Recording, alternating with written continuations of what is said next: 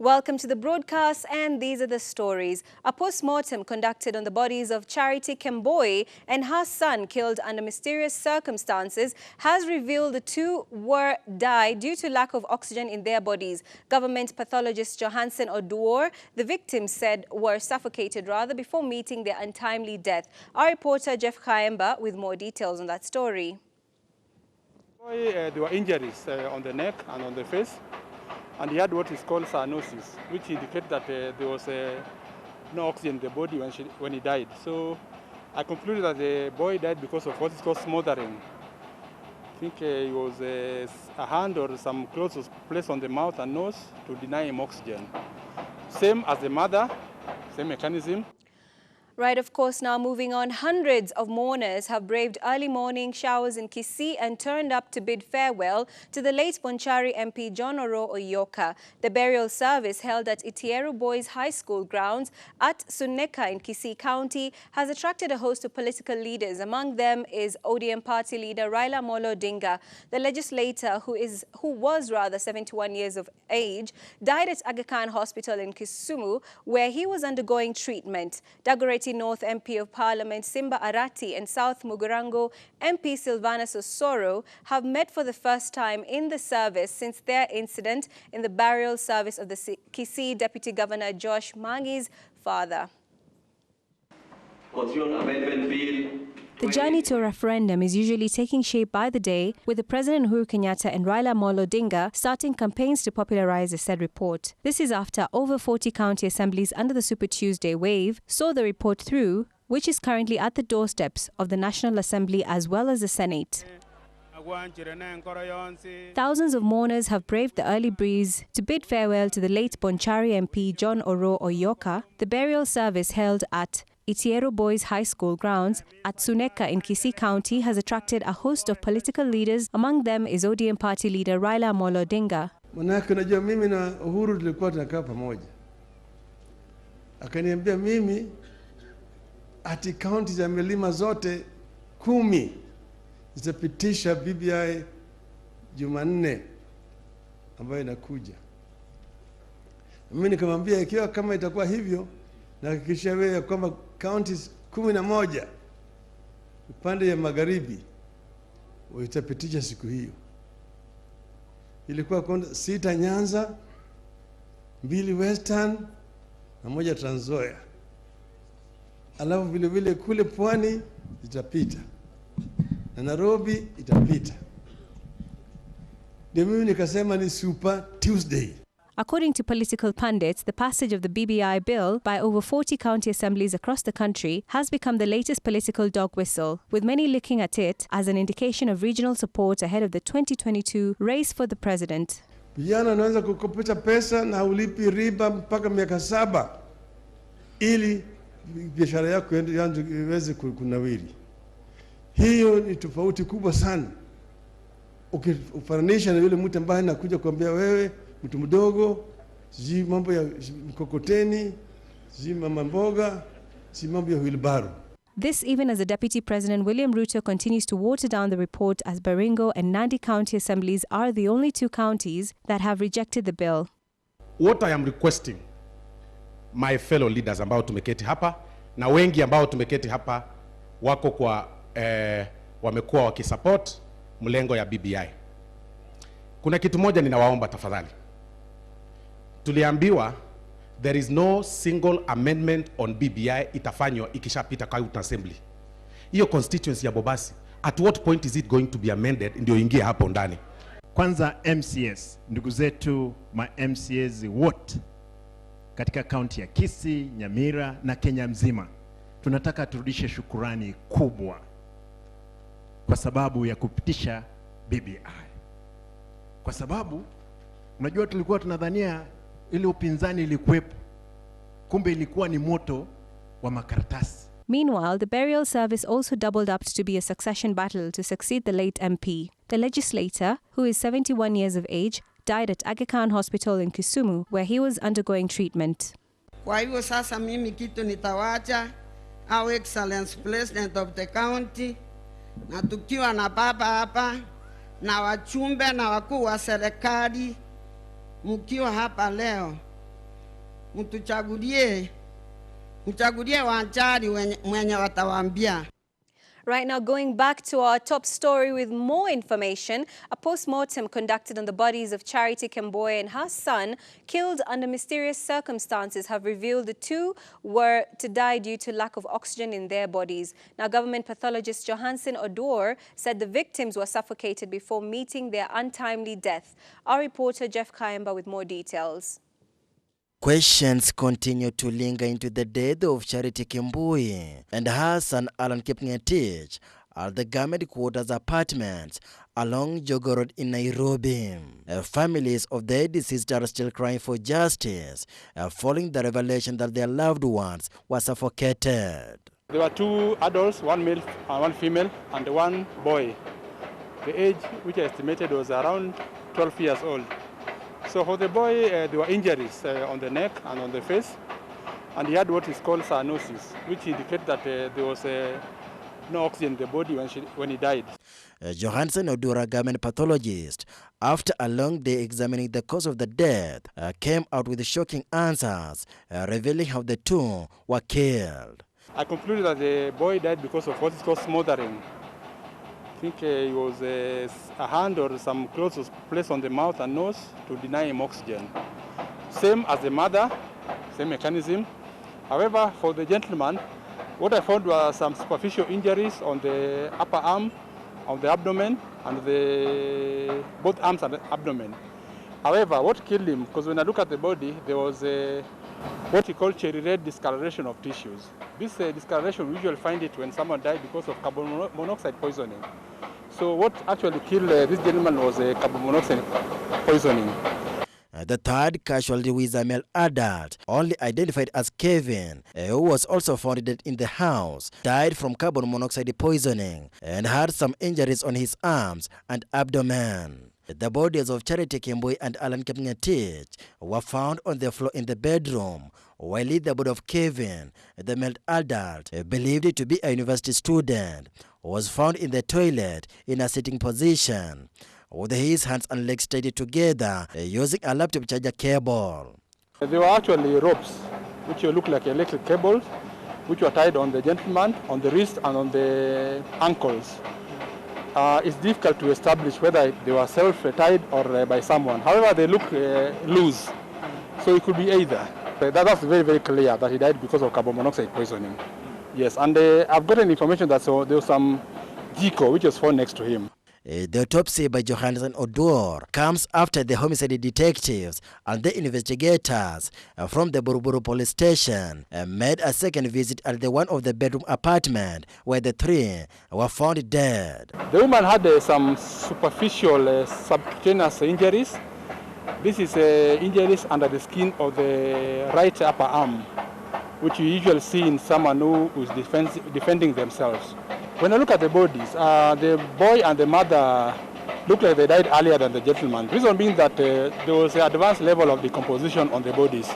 However, when I look at the gentleman, the body was fairly fresh, means that probably he died, say, a day after the others.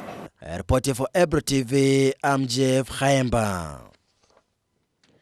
Right, thank you so much for that comprehensive report, Jeff Kayamba. And moving on, even with more counties approving the BBI bill, Deputy President has re-emerged, insisting that a referendum is not a priority for the country. RUTO, who suffered what could be seen as a beating in the county assemblies, now insists that the BBI is not a priority.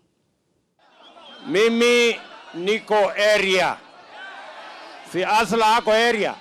As the BBI train continue cruising across more county assemblies, the push for its resistance continue building up each passing day.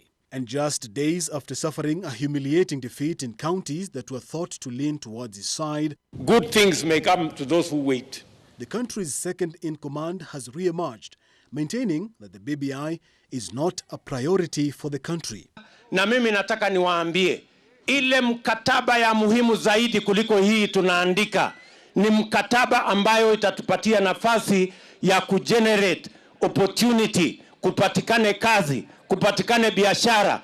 RUTO, who made his way back to Nandi County, one of the two that shot down the bill so far and his home turf, insists that plans to amend the constitution should involve each and every Kenyan.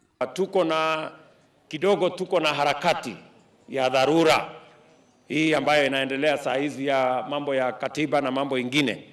Mimi nataka niwaambie hii kazi tunataka tumalize kwa njia ya haraka na ifanywe kwa taratibu. Tuwache vitisho na kushurutisha watu na kulazimisha. Jana mliona watu 7 wamewekwa laini. Si mliwaona? Kwa State House. The DP flanked by his allies threw barbs at his boss, President Uhuru Kenyatta, for what they say is going behind his deputy and getting involved with former foes. Katika kitabu ya Samuel, watu 7 walipelekwa, ati wakaonyeshwa, ati Jesse, yule baba yake ya David alikuwa anaitwa Jesse, aliambiwa hawa ndio niko nao watoto ambao nataka uwekelee mafuta. Na prophet akasema hapana, iko kijana mmoja hayuko hapa. Iko kijana mmoja hayuko. Huyo ndiye nataka kuwekelea nini? Kijana ni nani? Kijana ni nani? These amendments will build our nation and making it more secure, making it... Kilifi County becomes county number 42 past the BBI bill, despite the fact that a section of leaders from the coastal region decamped to the Tanga wing of the Jubilee Party that is associated with the Deputy President, William Ruto. Wanasema wananiuliza mimi ati hii mpango utatekeleza vipi? Right, and still keeping it matters politics, political undertones are expected to rise further as the contenders prepare to go head-on with those opposed to the upcoming referendum through the Building Bridges Initiative, BBI. CIS Senator James Orengo has said Parliament have no key mandate in deciding the fate of the constitutional amendments bill submitted by more than 40 county assemblies. And as our reporter Jeff Kayamba reports, allies of President Uhuru Kenyatta and opposition leader Raila Odinga are leaving nothing to chance in drumming up support for the initiative. It's now or never to have a referendum before June this year. This is according to the proponents of BBI, pushing for the constitutional reforms brought about by the handshake between President Uhuru Kenyatta and Raila Odinga.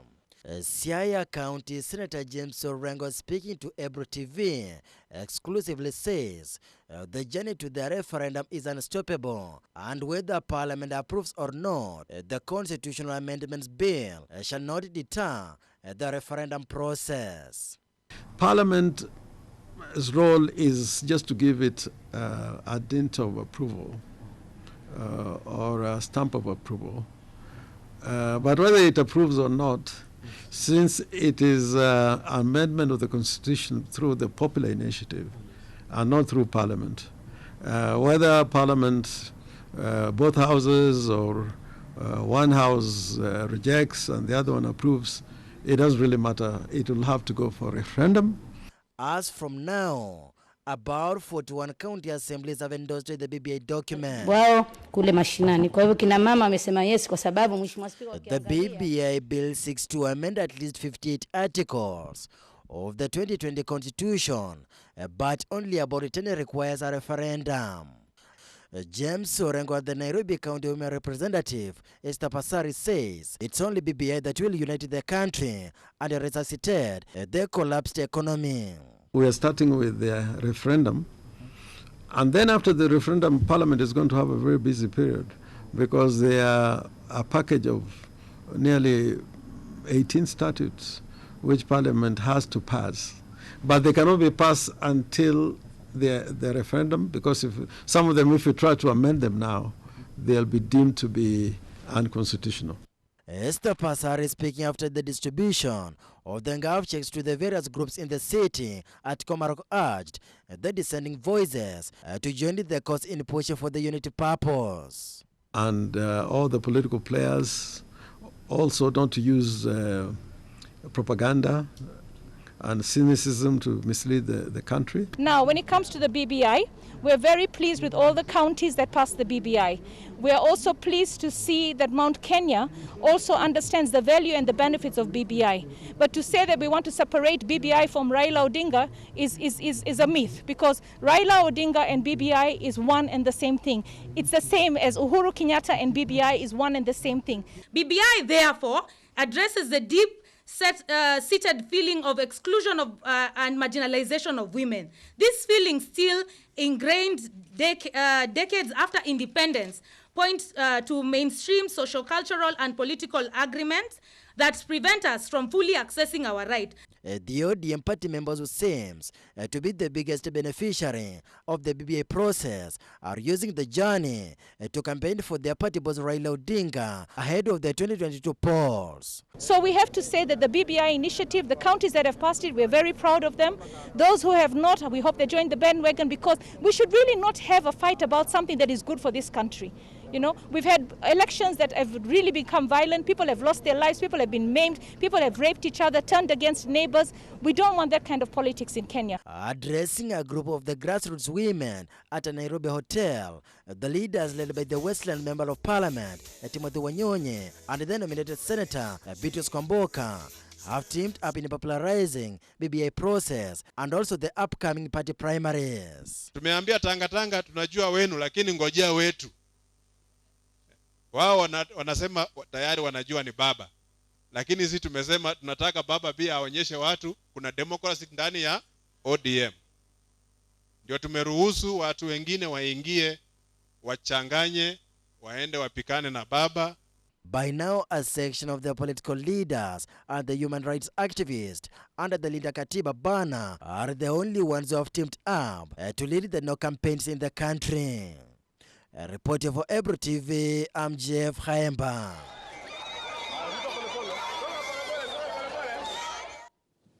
Right now, elsewhere, Dagoretti North MP Simba Arati and South Mugirango MP Silvanus OSORO have buried the hatchet over their fight early this month at the burial service of the late Bonchari MP John Oro.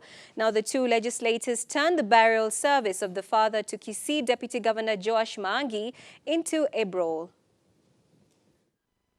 Munikubalie niseme mambo kidogo sana kabla sijaanza. Ndugu yangu Osoro, kuja.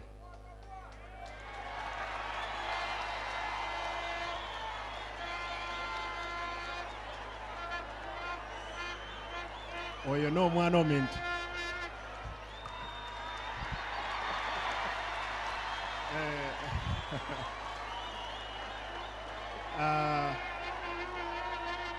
Mimi kama msemaji ama kwa Kikusi Omonogeri, sina budi wakati makosa yametokea kama kiongozi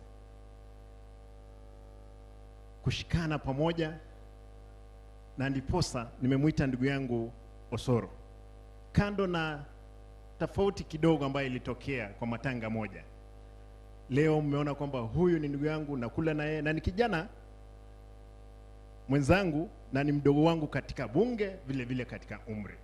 Kwa hivyo leo, Father, najua kwamba roho yako imetulia. Now let's cross over to matters COVID-19. The number of confirmed COVID-19 cases in the country has hit 105,467 after 410 people tested positive to the disease, out of a sample size of 7,180 tested in the last 24 hours. A statement from the Health Ministry confirmed 6 new deaths, pushing the cumulative fatalities to 1,853. From the cases, 368 are Kenyans, while 42 are foreigners. 276 are male, while 134 are females, with the age ranging from 1 to 83 years old. The new cases are distributed across the country, including Nairobi with 254 cases, Mombasa 27, Migori 24, Kiambu 22, Nakuru 15, Turkana 13, Machakos 8, Kericho and Uasin Gishu 6, Kajiado and Taita Taveta 5, Kilifi, Meru and Nyeri 4 cases each, while Busia, Kakamega, Kisumu and Kwale reporting 2 cases each. Makueni, Kirinyaga, Kitui, Wajir and Bungoma have reported 1 case each. 24 patients have recovered from COVID-19, 13 of whom were discharged from various health facilities, while 11 are from the home-based isolation and care, taking total recoveries to 85,521. The Health Ministry further reported that currently there are 342 patients admitted in various health facilities countrywide, while 1,420 patients are on home-based isolation and care. 61 patients are reported to be in intensive care unit, 25 of whom are on ventilatory support and 27 on supplemental oxygen. 9 patients are on observation. Another 12 patients are separately on supplementary oxygen, all of whom are in general wards. No patient is in the high dependency unit. The country's fatalities has risen to 1,853 after 6 more people succumbed to the illness. The cumulative tests done in the country now stand at 1,289,979. Winnie Lubembe for Ebru TV. Right now, the struggles persons with albinism face, especially in securing jobs, could be a thing of the past with the launch of a program that would see them access sunscreen care products easily. The Albinism Society of Kenya is calling on political tolerance after Suna East MP Junet Mohammed made insensitive comments against nominated Senator Isaac Mwaura. Persons living with albinism in Kenya, when advocating for inclusivity in the constitution and government, gaining access to protective gear such as the sunscreen lotion, as well as getting opportunities for work. There relatively has been rising cases of deaths due to skin cancer, which arises from prolonged exposure to the sun's rays. The Albinism Society is still actively fighting to create awareness in the society. Today, the ASK chair launched a program that would help persons with albinism easily access sunscreen products. This program covers, persons with albinism from across the country. It's the only program of its kind in the whole world, actually. In 209, health facilities across Kenya. It's very, very effective. We have seen a very good testimonials from how people have been transformed and what it means to those who are poor, because every month, if you don't have this sunscreen lotion, you have to spend about between 1,800 to 2,000 shillings per month, about $20 we estimate. And before we started this program, we used to be the ones helping people through donations. But at least now there's this program. One person outlines how the persons with albinism at the grassroots level are unable to afford fares to the district hospitals to acquire the current free sunscreen products. And still, in some hospitals, rather than getting them free, they claim they are charged. We can do. The challenges are the distance where we get the sunscreen. For instance, we go to Mbagathi or Mama Lucy or Kang'ata. There are some people who cannot afford transport to those places. So what I could say, if it is possible for the sunscreen to reach the local places where everybody can access the sunscreen, where the common Wanjiku can access the sunscreen. Even still, in some remote areas, some products go to waste due to lack of awareness of these products. I also think we need to do a lot of awareness so that people know that these products are there. You've just heard from Usiolo that some of them are expiring because people are not going to collect because of the distance. I think that's one of the things that we need to look at. But also, interestingly, increase in terms of allocation, because if you have 3,800 people benefiting, and you need to benefit about 9,729, then you are talking about 78% of those people not benefiting. So do you want actually to maintain that kind of allocation? You want to increase it to further, and that's something that we want to pursue, especially in these austerity measures of fiscal restructuring and budget consolidation. Data reveals that more than 70% of people with albinism are not accessing the facilities at the grassroots levels. Now, farmers have been warned to beware of cartels and unscrupulous businessmen who try to make quick money by selling fake seeds to unsuspecting farmers. The Kenya Anti-Counterfeit Authority urged farmers to buy seeds from licensed stockists early enough to avoid last-minute rush as the planting season approaches. Elsewhere, the government has been urged to increase funds to cater for free education from primary level to university, especially for children from vulnerable backgrounds. Busara Naman with more. Planting season approaches, farmers have been urged to be on the lookout for fake cartels selling fake maize seeds across the country. Apart from swindling from farmers in these deals, fake seeds will lower the country's maize yield up to 40%. Those traders and stockists who are keeping counterfeit goods, your days are numbered. We want to assure our farmers that products in our traders' business premises are actually genuine. The Kenya Anti-Counterfeit Authority urged farmers to ensure they go for certified seeds in containers and packaged with a sticker label that has a code to avoid fakes. When the deal is too sweet, think twice. Don't go in there, buy cheap items, come back and complain of low production. Actually, counterfeits are products that are not conforming to what is in the labels. Because of the pricing of the genuine products, we've seen farmers, unfortunately, opting to do cheaper inputs, but which has a lot of effects on their products. Elsewhere in Machakos County, Maendeleo Chapchap Party leader Dr. Alfred Mutua has urged the government to increase funds to cater for free education from primary level to university. Tusisomeshe watoto pia wamalize sekondari alafu pale mbele wakwame. Nataka waende technical training colleges, waende chuo kikuu kuinua akili zetu. Kwa hivyo basari za Machakos tunapeana pia kwa watoto wa sekondari na pia wa chuo kikuu waendelee. Speaking in Tala sub-county where he launched a countrywide bursary fund worth 36 million, Dr. Mutua said the government program leaves out significant aspects such as provision of reading materials as well as physical infrastructure. Kwa sababu serikali imesema ya kwamba inapeana free secondary and free primary education. Lakini ukweli wa mambo sio free yote. Elsewhere, the IEBC is being urged to take advantage of the bulk of the youthful population in the country in its effort to build peace in the country. KFCB CEO Ezekiel Mutua says for sustainable moral values in the society, peace and reconciliation to be realized, it is important that youth are involved in the peace-building process in the country. Kuelezea kwamba nendeni mkabadilishe mawazo ya watu wenu. Kwamba wanafunzi na watu wa mayouth wasitumike vijana hasa wakati wa uchaguzi mkuu ujao katika sakata za kisiasa wasitumike. Reporting for Ebru TV, I'm Busara na Aman.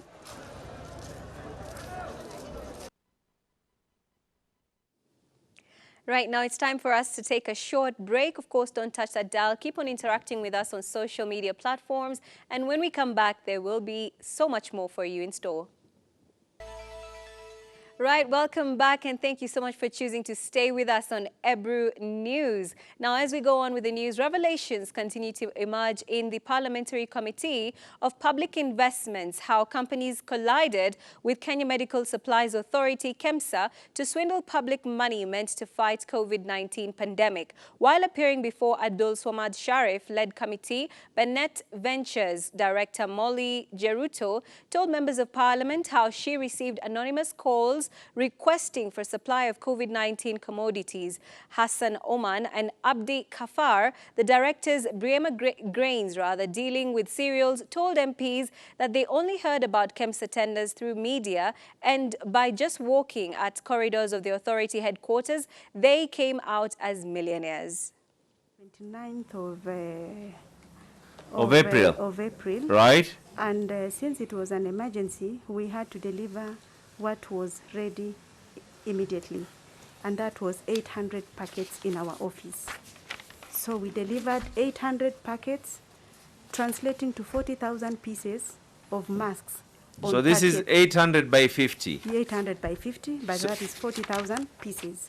You did business worth 167 million, right? Yes. Out of 167 million, I'm just assuming, I don't know how much you paid this brings something, but for paying this company a good amount of money, you must know their name.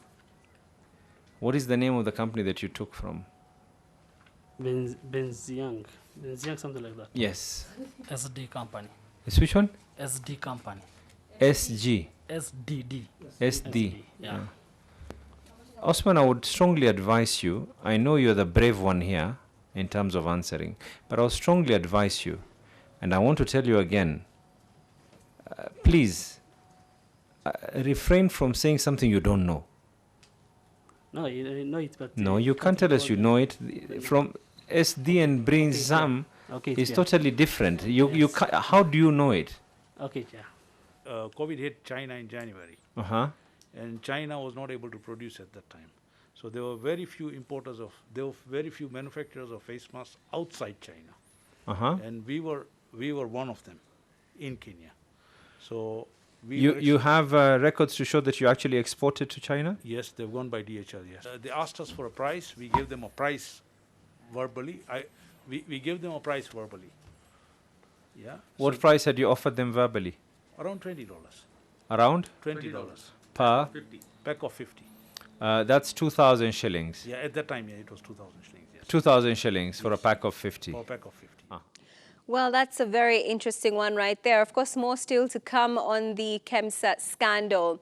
The International Criminal Court, ICC, has declined a request by Kenyan lawyer Paul Gisheru to delay a hearing to confirm the charges against him for 5 months. Pre-trial chamber judge Rain Sophie said it was unreasonable for Mr. Gisheru to seek a delay of that period and instead granted the prosecution's request for 1 month proponent. Now, the lawyer is accused of corruptly influencing ICC witnesses in the trial of Deputy President William Ruto and broadcaster Joshua Sang, which collapsed 4 years ago. She noted that the chamber has a duty to ensure the expeditiousness of proceedings under Article 64, Section 2 of the statute, which not only comprises the interests of the suspect or the accused, but also the proper administration of justice. So that you have a specific idea of the matters with which you are.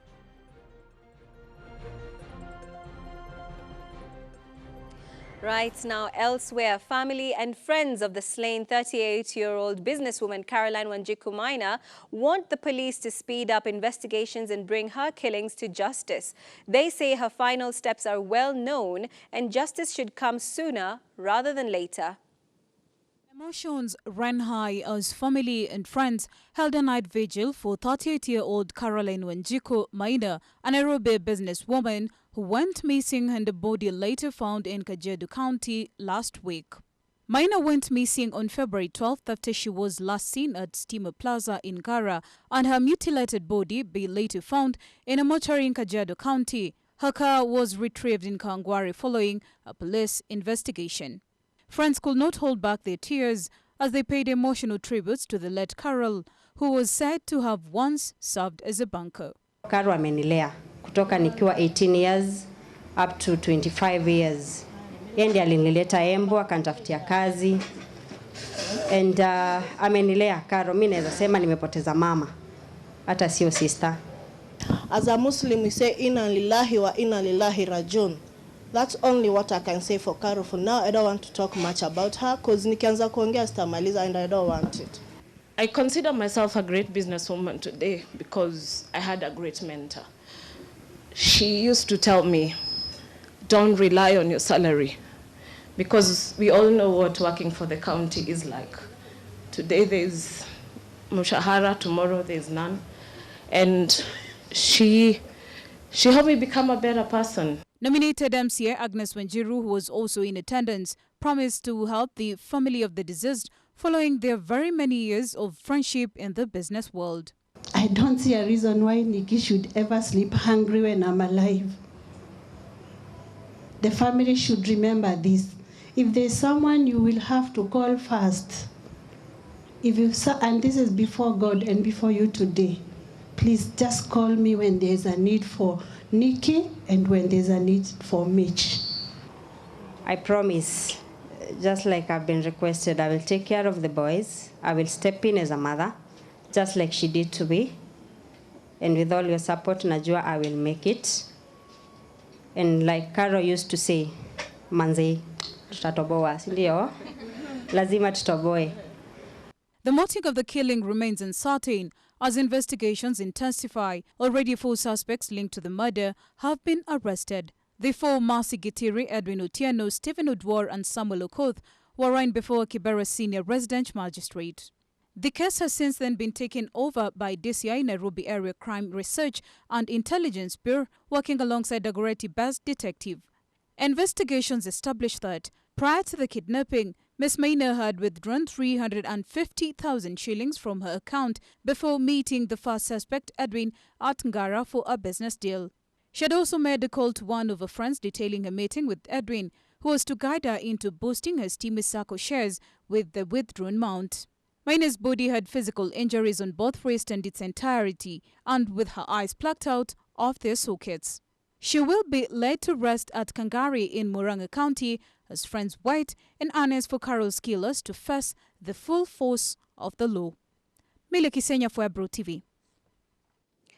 Well, that was indeed a gruesome murder, and to the family and friends of Caroline Wanjiku, of course, our deepest condolences.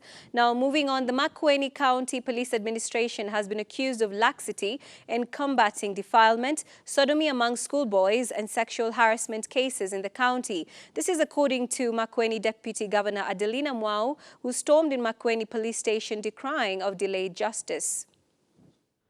In the recent incident, Mwau termed a delay in arresting a man who had been accused of defiling, impregnating and securing an abortion for a Class 8 girl, calling upon the security team in Makueni to wake up in administering services to the residents.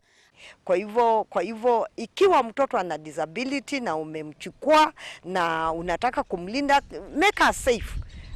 Kumwacha hivyo na kutomsaidia wakati anadhulumiwa, hiyo ni kitu kibaya sana. Ungempeleka kwa children's home badala ya kukaa na yeye aendelee kudhulumiwa. So we are actually saying hatutakubali.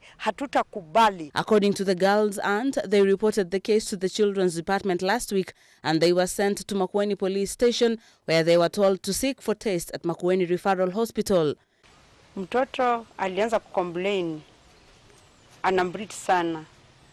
Na kabla nimpikiwe na hiyo ripoti alipasa andi yake. Naye andi yake akakuja kaniambia. Wiki 3 mtoto iliisha akiwa na breed.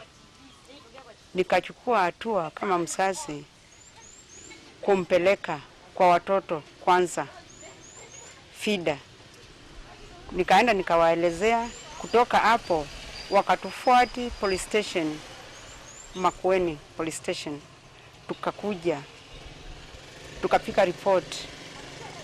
After kupika report tukatuma kwa ofisi ya anti-sexual gender office.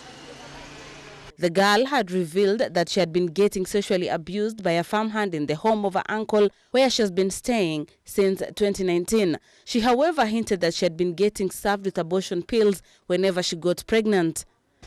After kuelezea askari, tukapelekwa hospitali, mtoto akaenda akatolewa damu, akapimwa.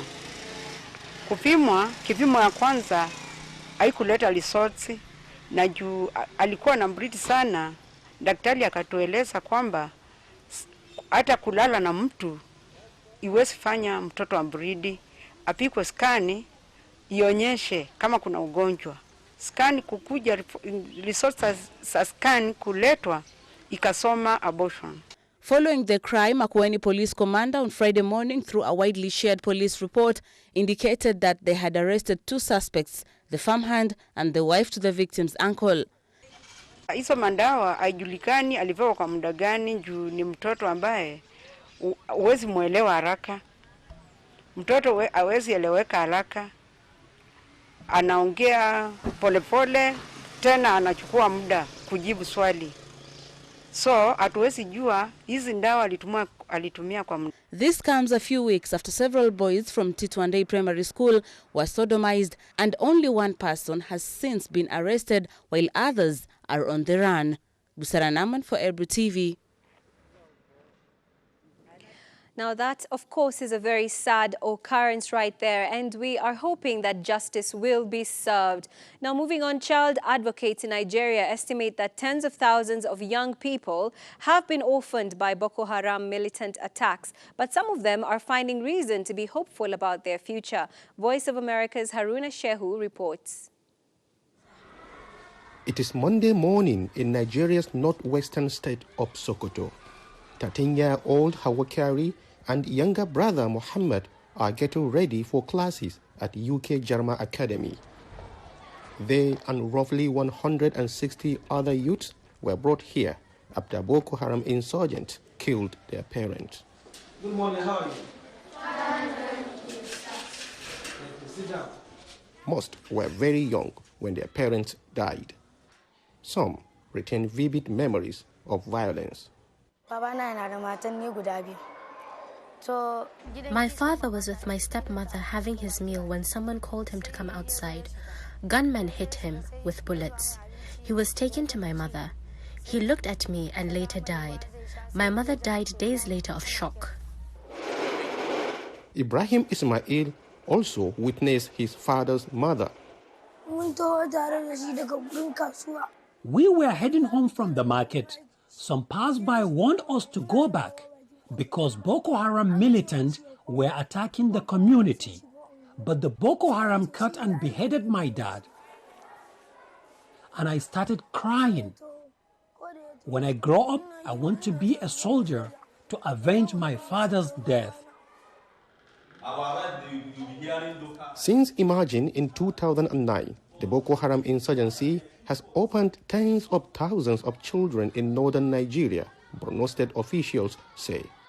Lucy Yunana, who leads a women's and youth empowerment initiative in that state, says the Islamist extremist group has harmed these children in other ways too. They were used either as soldiers and then informants, and they are the ones that Boko Haram used them, which is against the United Nations principle. Without strong social support, the children must fend for themselves, Yunana adds. Most of them, you see them hovering around the street begging, and this is not a very good omen to the society itself. When Hawa and Muhammad lost their parents in 2015, their grandmother in Maiduguri was named guardian, but she couldn't afford to educate them. To aid desperate children like them, businessman and philanthropist Omarun Kobo opened Jarma Academy in 2018. They were not receiving the care they need, and because I have the means to assist, I decided to contribute. I am aware of the reward God gives for helping orphans. The academy provides food, shelter, clothing, and health care, along with religious schooling and the academic classes that follow Nigeria's national education curriculum. Jarma Academy, which gets some aid from individuals, groups, and government, initially aimed to support youth through secondary school. Now, Kobo has committed to covering their university cost using proceeds from a real estate holding. We are making plans for their better future, as we are doing for our own children. For Hawa and Muhammad, Jarma Academy is not just a school. This place has become our home, our school forever. I am very happy. I am receiving both Western and religious education here. The director is showing us unimaginable love and care. They slaughter cows for us every month. But thousands of other orphans still live on the streets in northern Nigeria. Kwabo said he hopes the academy will serve as a model, inspiring others to help. Haruna Shehu, VOA News, Sokoto, Nigeria. Right now, still staying in matters news, continental and in Africa, as countries kick off vaccination campaigns in Africa amid mistrust over COVID-19 vaccine efficacy, health ministries are among the first ones to take the shots. Voice of America's Mariama Diallo reports on Senegal and Zimbabwe, two countries that began inoculating their populations using Sinopharm, the Chinese-made COVID-19 vaccine. Senegal received 200,000 doses of the Chinese-made COVID-19 vaccine last week and started vaccinating on Tuesday. Health Minister Abdoulaye Diouf Sarr was the first in line to mark what he called a historic day. Senegal is one of 7 countries among the 54 countries of the African continent to start the vaccination against COVID-19. Priorities include healthcare workers, people over 60, and those with underlying health conditions. Sarr says in addition to the Chinese vaccine, the country is also looking at other possibilities to increase their stock. The head of state is now finalising talks with Russia to enable us to soon receive the Sputnik V. During the month of March, Senegal will also receive its first batch of the COVAX initiative. Senegal is due to receive nearly 1.3 million vaccine doses through the World Health Organization-led COVAX initiative, which deployed a batch of 600,000 in Ghana this week as part of a first wave of coronavirus vaccines being sent to a number of low and middle-income countries. In Zimbabwe, Vice President Constantino Chiwenga, also the country's health minister, volunteered for the first Chinese-made vaccine as well. Amid reports of public mistrust over vaccine safety, Chiwenga said his ministry had done its homework. My ministry conducted all scientific processes to ascertain the efficacy of Sinopharm vaccine, which was confirmed to be 79%. Zimbabwe received 200,000 doses from the Sinopharm vaccine as a donation from the Chinese government. Another 600,000 doses purchased by Zimbabwe are expected to arrive early next week, according to government officials. Vaccine recipient Michael Chideme says he's relieved to have taken the shot, but taking the jab does not mean I will not get the disease if I don't practice caution. But I'll be extra cautious, but I'm happy I've taken the jab. Zimbabwe, like many other African countries, initially recorded low coronavirus numbers in the first months of the pandemic, but subsequently saw cases go up. Mariama Diallo, VOA News. Right, and now let's look at matters sports. Football Kenya Federation has lined up 3 friendly matches for the national football team, Harambee Stars, ahead of the upcoming final rounds of the 2021 Africa Cup of Nations qualifiers. Kenya will play South Sudan on March the 13th in their first friendly and will proceed to host Tanzania in back-to-back matches played on March the 15th and March the 18th in Nairobi. The final round matches of the 2021 AFCON qualifiers will see Kenya host Egypt on March the 22nd before traveling to Togo for the final qualifying match on March the 30th. Stars will be looking to make yet another appearance at the Continental Showpiece after breaking a 15-year jinx in the 2019 edition. In the meantime, 28 local-based players have been called up and have kicked off preparations for the hard but doable task ahead.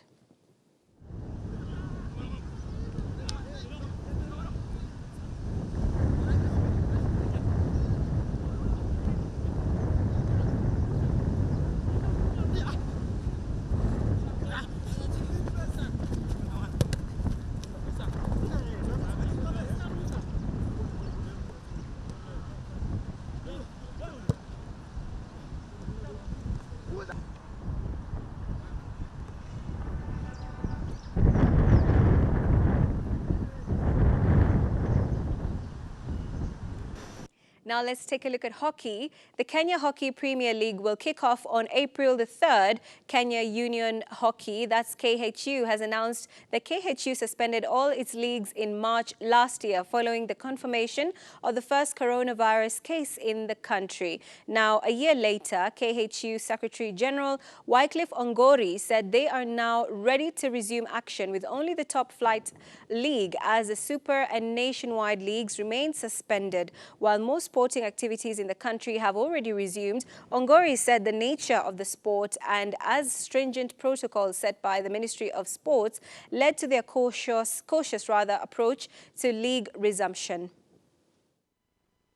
Right now, the opening leg of Athletics Kenya AK track and field meeting that was scheduled to be held in Maseno University will now be held in Nairobi. The event, which was initially set to be held at the Jaramogi Oginga Odinga University in Bondo, will now be held at the Nyayo National Stadium on Saturday. The postponement of the event was necessitated by the lack of venue after both Maseno and Jaramogi Oginga Odinga Universities turned down their request to host the event due to COVID-19 restrictions.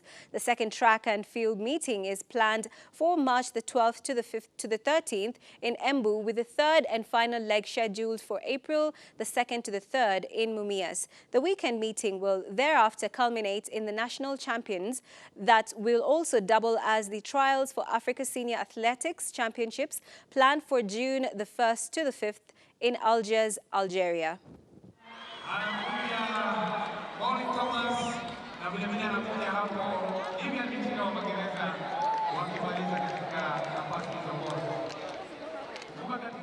Right now, Thierry Henry cited family reasons for his decision to step down as head coach of CF Montreal. The move also comes amid multiple media outlets reporting that Henry had interviewed for the vacant position at Bournemouth. Henry became the coach of Montreal on November the 14th, 2019. He guided the club to a 8-13-2 record in 2020 and a berth in the playoffs before losing to the New England Revolution in the play-in round. The MLS is set to kick off the 2021 season on April the 17th. Right now, that's all the time we had with you for tonight. Of course, thank you so much for joining us right here on Ebru News at 9. You can continue to interact with us on all the social media platforms at Ebru TV, as well as myself on @Lucy Riley. See you tomorrow, same time, same place. My sign language interpreter has been Joyce Wairimu. My name is Lucy Riley, and to the entire team that put this bulletin together, thank you so much. And you, the viewer at home, enjoy your weekend and have a blessed evening.